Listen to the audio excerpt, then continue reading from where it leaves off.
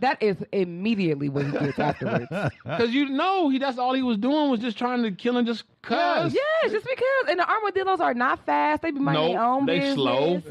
They just be at minding their own little pace. Yep. The armadillo probably wasn't even thinking about the man. No. But I bet Texans think of armadillos like we think of like pigeons.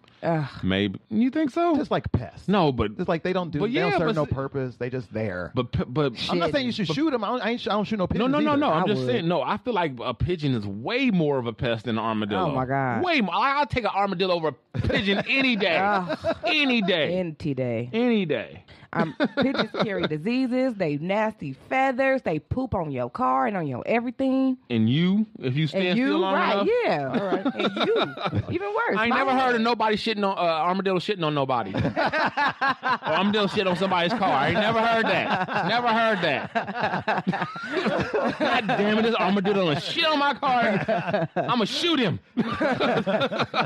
Shit, goddamn it. Faison Love was on the Breakfast Club talking all kinds of shit about Dave Chappelle. Can y'all believe this? No. Did y'all hear about it? I did not hear about this. You didn't hear about it? No.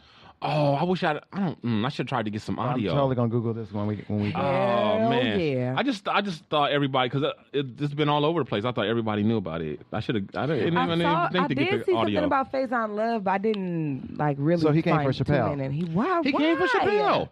No reason. They just asked him about Dave Chappelle or something like that, or comedians or something, and he just started volunteering, talking about how Dave Chappelle wasn't shit. What? He ain't funny.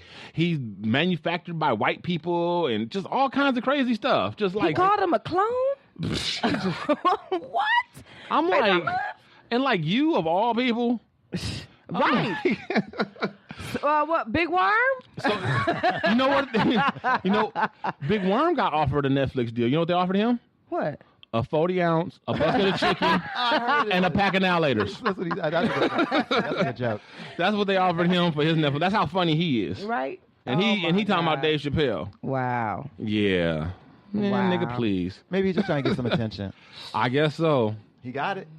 Hello? Yep. He got, because I mean, come on, Dave Chappelle. Yeah, that right. He putting in the work for his. Like, how Netflix you gonna come special. for Dave Chappelle? Dave Chappelle. When's the last time you done anything like you said, Big Worm?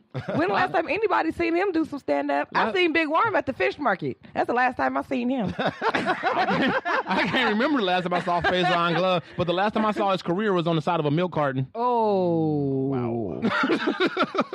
Right hook, left hook, knockout punch. Yes. And Mr. Dave Chappelle, I have recently seen on some Netflix, and I saw him live. I just seen him on a billboard by my house. Dave Chappelle's popping.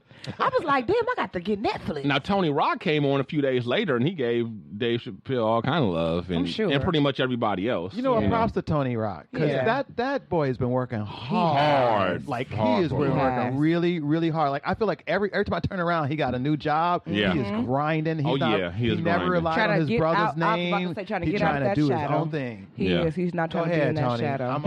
He gave a really, really cool story about Charlie Murphy, because him and Charlie Murphy had a little bit of a beef, and he copped to it. He copped to it being kind of his fault.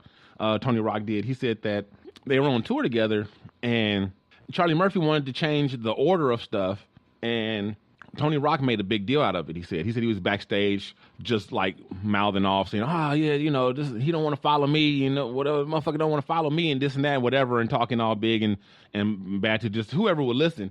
Unbeknownst to him, it was a reporter back there. Right. And so it got printed, and so it became a thing, And he said it wasn't a huge thing, but it was kind of something there. And he said Charlie Murphy reached out to him and said that, he wanted to square things up and clear the air and everything. And he said he really appreciated that and respected him for that. And they got to clear things up. And 5 days later, Charlie Murphy died. Wow. And he was saying so how happy he was that Charlie Murphy reached out to him. Yeah. He said he had heard that he was sick, but he didn't know he was sick like that sick, and he had no idea that he was about to die. He don't even know if Charlie Murphy had an idea. Right. But in any case, Charlie Murphy reached out to him, and they cleared the air. And he's just said he's just got so much more respect for him now, whatever. And, that was just real cool. And he's glad that he got to do that, didn't have to live with that. Yeah. That wonder or that whatever. That's really cool that he gave him that closer. Charlie Murphy. And Faison Love, that's how you come on the air and talk about other comedians. Right. your peers. Right. You know what I'm saying? You give them love, you give them props. You don't tear down, especially when you don't have like any reason. You know, it's just out of their accolades. It's not like just pure hate, pure hating. Yeah. Just pure hating, just pure jealousy, just pure. Like I could even see if you said some stuff like you might think he's a little overrated or he's not that funny to me. Something like that. But my opinion. Right. Even that would be a little bit push. Yeah. But it'd be a lot better than just like he ain't funny. Black people don't like him. Like what black people you know? Right. I'm like everybody I know be white on people do love him. Yeah, that's true. But I bet all the black people I know be on the edge of their seat. Of course. For Dave Chappelle. He's talking out the side of his ass. Because Dave Chappelle is actually. First of all, one of the great things about Dave Chappelle says what we all want to say. Right. And white people listen to him, and they can take it from him the way they can't take it from us. Right. That's very true. Thank you. Right. Hello. So another interview that everybody is talking about, like even more people, it's just like, this thing blew up. That Quincy Jones interview. Woo. That, oh my God. That interview made me so like I can't wait for his documentary to come out. Like because he got doc coming out. Yeah. He got zero. He gives zero fucks. Zero. None. Zero. No, ever about it. Well, I will say he does give half a fuck because on more than one occasion he did say we can't talk about that in public. Well, that's because like it's the mafia. He was like he said we that can't be talking about like the mafia, and we can't be talking about the Clintons too much. He said Bill Cosby too. He said we can't talk about that in public too. Ooh, there was like 3 times he said we can't talk about that in public, but he was still dishing a lot of tea, as you girls like to say. Yes. And his was. favorite word, motherfucker. Yes, it was. Ivanka Trump, fine motherfucker. I agree with him. I don't even like she's not even like my. Well, yeah, she is, I guess, because she's pretty hot. But yeah, yeah. Oh my God, and I don't know. Okay, for you guys who don't know, one of the things he talked about was that he dated Ivanka Trump.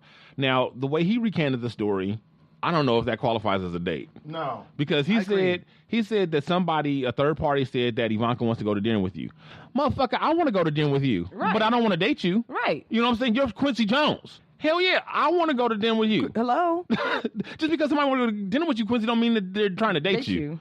You know, so I would have to know more. Like, did they go to dinner and then they did go out and it was like, right, yeah. Did he grab our booty? Right. Did he chase her around the couch? Did she begrudgingly give him oral? But a big part of his interview is... Grab his hand and throw it down.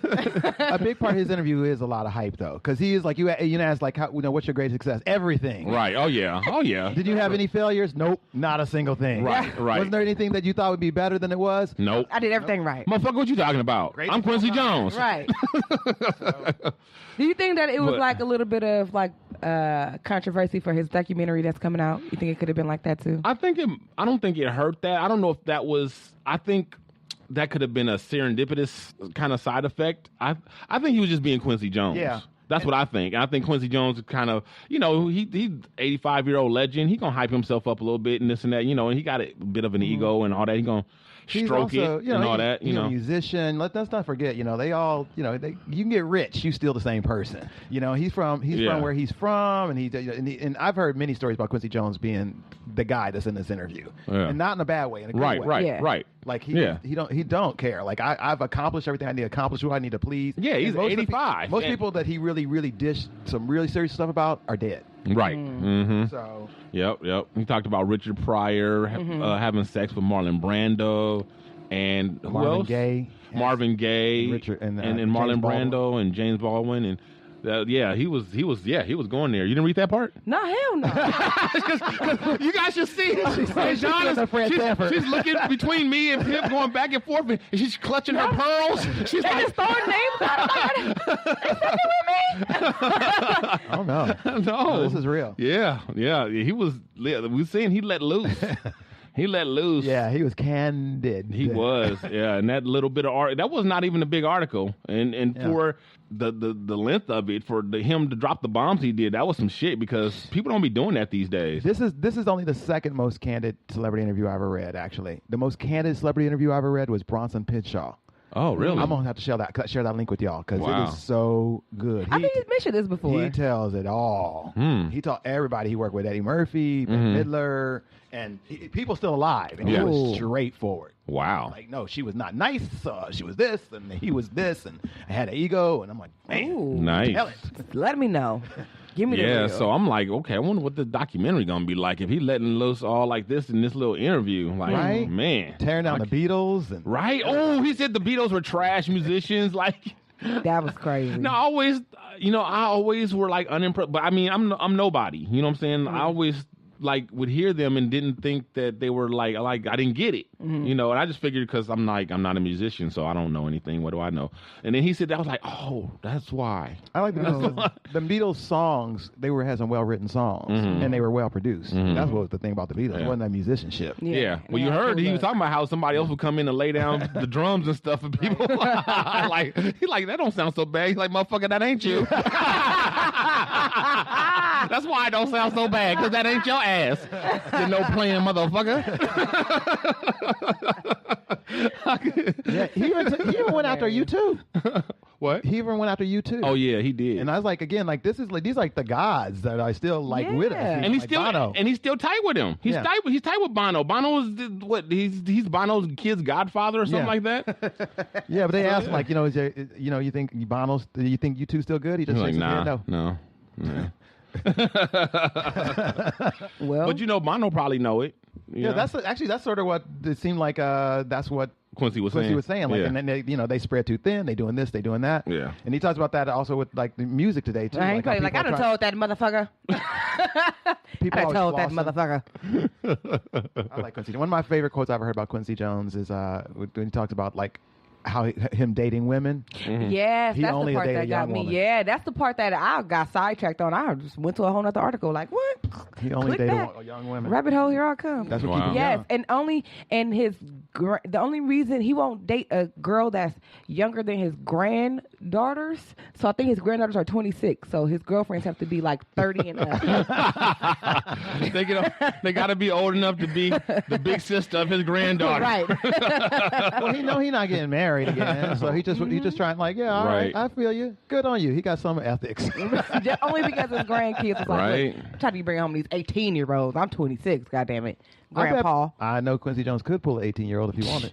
What did He about could that? believe on it. That tripped me out when he talked about Paul Allen being such a good musician. Yeah. Being like Jimi Hendrix. Like, Ooh. what?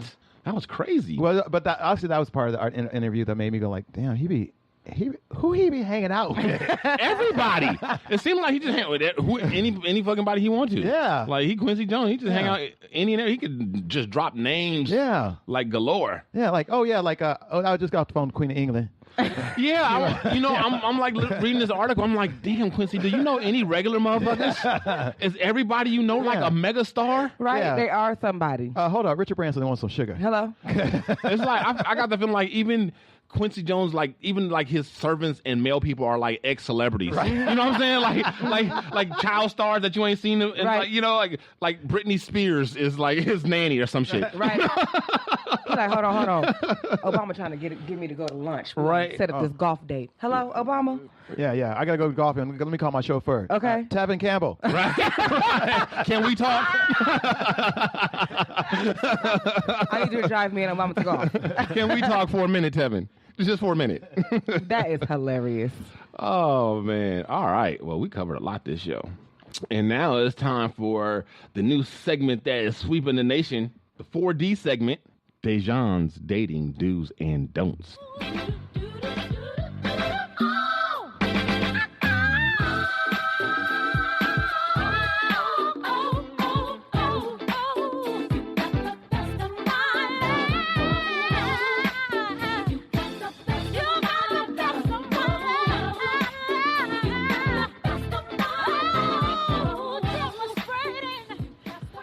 Get him, DD. Yes. Hey, world. It's your girl, Dejan Monique, and I am here to give you all the dating do's and don'ts. So y'all know I'm the dating guru. Yes. So I am the dating guru, and throughout my segments, I've talked to y'all about side chicks, how to be a successful hoe, and just a whole bunch of good stuff, online dating, everything that y'all could just, soak up and put into your everyday life. But this time, I want to remind you guys that there's much, much more than just all that. This week is going to be about master dating. Master dating? Yes, no, not masturbating. Get y'all mind out the nasty gutter. This is about master dating, okay? Is that when you masturbate on a date with yourself? No. I ain't no slave. I ain't got no master. Master dating is all about yourself.